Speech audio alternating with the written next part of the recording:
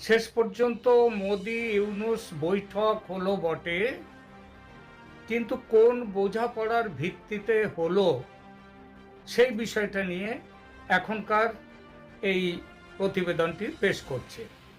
ব্যাংককে বিমস্টেক বৈঠকে যাওয়ার আগে প্রধানমন্ত্রী নরেন্দ্র মোদীর যে সফরসূচি প্রকাশিত হয়েছিল, সেখানে বাংলাদেশের প্রধান উপদেষ্টার সঙ্গে আলাদা বৈঠক করার কোনো কথা ছিল না। গতকাল রাতের ডিনারে পাশাপাশি বসা সত্ত্বেও দুজনের যে বডি ল্যাঙ্গুয়েজ ছিল, একটু আগেই আজকে আমি এই বিষয়ে একটি প্রতিবেদন দিয়েছি এই চ্যানেলে। সেটা দেখলে বুঝতে পারবেন যেভাবে তারা দুজনে পাশাপাশি বসেছিলেন ডিনারে, সেখানে সম্পর্কের চূড়ান্ত যে শীতলতা দুজনের মধ্যে সেইটা প্রকাশ হয়েছিল। কিন্তু আজ দুপুরে, কাল রাত থেকে আজ দুপুর, এর মধ্যে কি এমন হলো যে বৈঠকে বসে গেলেন দুজন?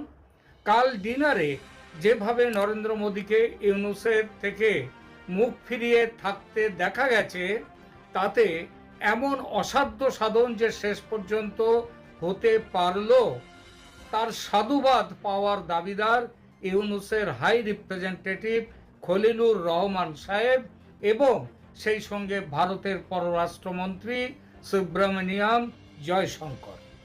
বাংলাদেশের সঙ্গে কূটনৈতিক সম্পর্ক রক্ষা করার ব্যাপারে জয়শঙ্কর খুব একটা হার্ডকোর বিরোধিতা কখনো করেননি, সেটা কিছু উদাহরণ দিলে আপনারা বুঝতে পারবেন। গত সেপ্টেম্বর মাসে নিউ ইয়র্কে রাষ্ট্রসংঘের অধিবেশনের সাইড লাইনে তিনি বাংলাদেশের পররাষ্ট্র উপদেষ্টা তৌহিদ হোসেনের সঙ্গে কথা বলেছেন। তারপর মধ্যপ্রাচ্যে এক বৈঠকেও বসেছেন দুজন। তারপর দপ্তরের সচিব, মানে পররাষ্ট্র দপ্তরের সচিব বিক্রম মিশ্রিকে বাংলাদেশে পাঠিয়েছেন ডিসেম্বরে।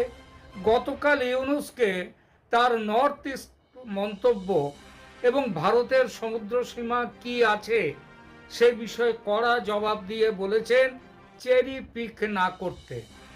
তিনি কখনো হার্ডকোর স্ট্যান্ড নেননি কথাবার্তা চালানোর ব্যাপারে বাংলাদেশের সঙ্গে। পক্ষান্তরে নরেন্দ্র মোদীর অবস্থান অতটা নরম নয়। হয়তো শুরুর দিকে ইউনূসের নানান মন্তব্য, হিন্দুদের ওপর অত্যাচার বিষয়ে ইউনূসের অস্বীকার, সন্ন্যাসী চিন্ময় দাস ব্রহ্মচারীকে আটক করে রাখা এবং সর্বশেষ নর্থ ইস্ট নিয়ে বাজে মন্তব্য, এইসব বিষয়ে নরেন্দ্র মোদী কড়া অবস্থান নিয়েছেন। কিন্তু সাম্প্রতিক কিছু ঘটনা, বিশেষ করে মার্কিন সেনাকর্তা জেবি ভোয়েলের বাংলাদেশে হঠাৎ এসে হাজির হওয়া এবং যে বিষয়গুলি বাইরে বেরিয়ে আসছে যে মার্কিন স্বার্থ কি দেখতে চাইছে, তো সেই সব ব্যাপারটা ভারত খুব একটা ভালোভাবে দেখছে না। তাছাড়া ইউনূস সরকারের সঙ্গে একটা ওয়ার্কেবল রিলেশন রাখার কথাও যে চলছিল সরকারের মধ্যে, বিভিন্ন থিঙ্ক ট্যাঙ্ক যে কথাগুলো বলছিল, সেটা নিয়ে কয়েকদিন আগে একটা এপিসোড আমি করেছি এই চ্যানেলে। তো সেটা সুতরাং একটা কথা যে চলছিল, এর সঙ্গে খলিলুর রহমানের একটা আন্তরিক চেষ্টা তো ছিলই, সঙ্গে জয়শঙ্কর বললেন কালকে রাত্রেই ডিনারের পরে জয়শঙ্কর নিশ্চয়ই মোদির সাথে কথা হয়েছে এবং তার আগে আমাদের খলিলুর রহমান সাহেবের সঙ্গে কথা বলেছেন যে আমাদের প্রধানমন্ত্রীর সাথে আমি বুঝিয়ে বলবার চেষ্টা করব, কোনো কূটনৈতিক আলোচনা নয়, কোনো রাজনৈতিক আলোচনা নয়। খলিলুর রহমান তার উত্তরে হয়তো বলেছেন সেটাও করতে হবে না, কোনো কিছুই এইসব নয়, জাস্ট একটু একসঙ্গে বসা, সৌজন্য বিনিময়, যাতে একটা বার্তা যায় যে ভারত বাংলাদেশের সম্পর্কের শীতলতা অনেকটা কেটেছে। এটা বলেছেন খলিলুর রহমান, বুঝিয়েছেন জয়শঙ্করের সাথে তার তো কথা হয়েছে নিয়মিত, অজিত ডোভালও সেখানে ছিলেন। জয়শঙ্কর তখন বলেছেন আমি চেষ্টা করতে পারি আমাদের প্রধানমন্ত্রীকে যাতে আপনাদের প্রধান উপদেষ্টার সঙ্গে একটা অন্তত কিছুক্ষণ 10 মিনিট 5 মিনিট 15 মিনিট যাই হোক একটা সময় যাতে তার সঙ্গে বসতে পারেন, কিন্তু তার জন্যে অন্তত কতগুলো পূর্ব শর্ত বলবো না, আপনাদের কাছ থেকে অন্তত এই মুহূর্তে একটা পাকা কথা অন্তত আদায় করার প্রয়োজন আছে বলে তিনি বলেছিলেন। জয়শঙ্কর চিন্ময় দাস ব্রহ্মচারীর মুক্তির ব্যাপারটা বিনা বিচারে তাকে যে আটকে রাখা হয়েছে এতদিন, সেই ব্যাপারটা থেকে মুক্তির ব্যাপারটা আপনাদের নিশ্চিত করতে হবে, নইলে এই সম্পর্কের শীতলতা কাটবে না। তার উত্তরে যতটা আমাদের কাছে এখনো পর্যন্ত খবর আমরা পাচ্ছি, কারণ এখনো এই বিষয়ে পরিষ্কার কোনো খবর পাচ্ছি না, তবে এইটা অন্তত পাশ থেকে যখন বলেছেন জয়শঙ্কর চিন্ময় দাস ব্রহ্মচারীর মুক্তির ব্যাপারটি নিয়ে, তার উত্তরে খলিলুর রহমান সাহেব বলেছেন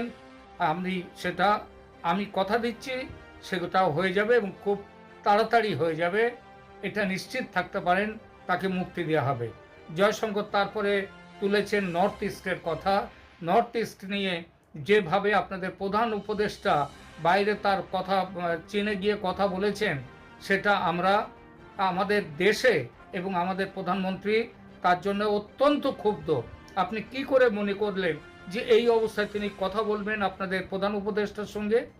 কারণ এই জন্যই তো যখন তার সফরসূচি তৈরি হয়েছে, সেই সফরসূচিতে ছিল না প্রধান উপদেষ্টা এবং আমাদের প্রধানমন্ত্রীর মধ্যে কথা হবে, এই কথাটা ছিল না। তার বড় কারণ হচ্ছে একটা, যে এইসব কারণগুলো আপনারা তাহলে আপনি বলুন নর্থ ইস্ট নিয়ে আপনি কি বলতে চান? তিনি কি তার মন্তব্য প্রত্যাহার করবেন প্রধান উপদেষ্টা?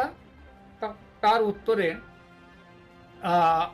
আমাদের খলিলুর রহমান সাহেব তাকে যেটা বলেছেন শুনতে পাচ্ছি, সেটা হচ্ছে, দেখুন আপনার কাছে এই উইথড্র করাটা, যে কথাটা তিনি বলেছেন, একটা রাষ্ট্রের প্রধান হিসেবে কথা উইথড্র করাটা এটা অনেকটা অসম্মানের ব্যাপার, এটা ঠিক নয়, এটা বলা যাবে না। তবে আপনার কাছে প্রধানমন্ত্রীর কাছে তিনি পার্সোনালি এক্সপ্লেন করবেন তিনি কি বলতে চেয়েছিলেন, তিনি যেটা বলতে চেয়েছিলেন সেটা ব্যাখ্যাটা তিনি করবেন এবং সেটা তিনি অনেস্টলি তার ব্যাখ্যা তিনি রাখবেন।